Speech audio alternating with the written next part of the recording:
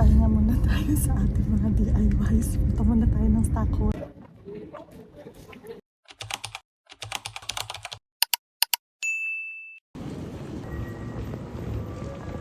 Punta kami na Philippine Embassy. Okay? So, Renewal renewal ng passport. Nagkamala kami ng upuan kaya lipat kami sa kabila.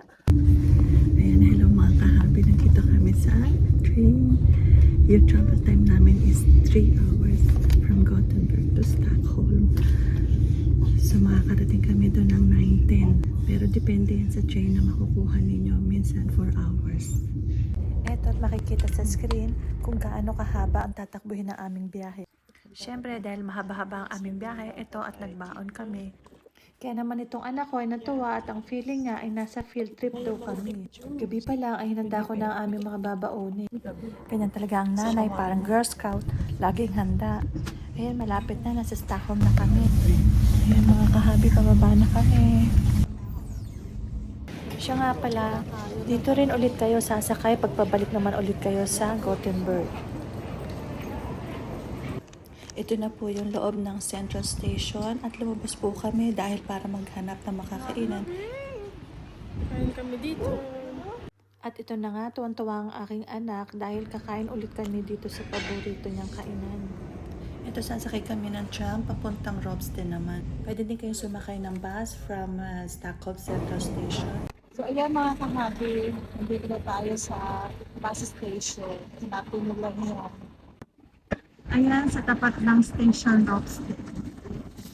Sasakay naman tayo ng bus, papunta naman tayo ng Constantia Vägen.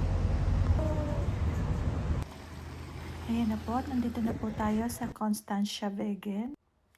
Tapos, lalakarin na lang natin yan, papunta dun sa Philippine Embassy.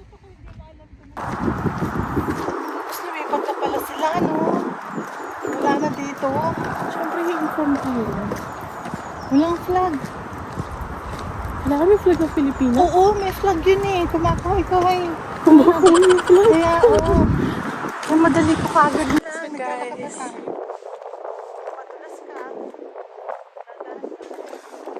Sabi naman. Turn on your left.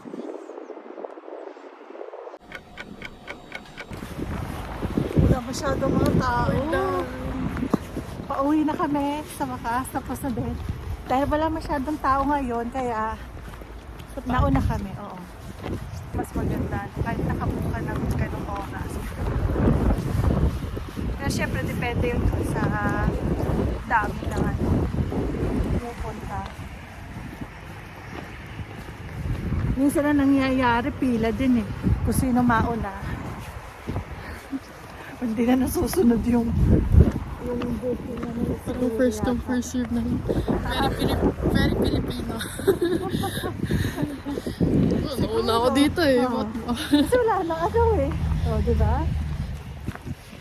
Feeling ko ano lang yan.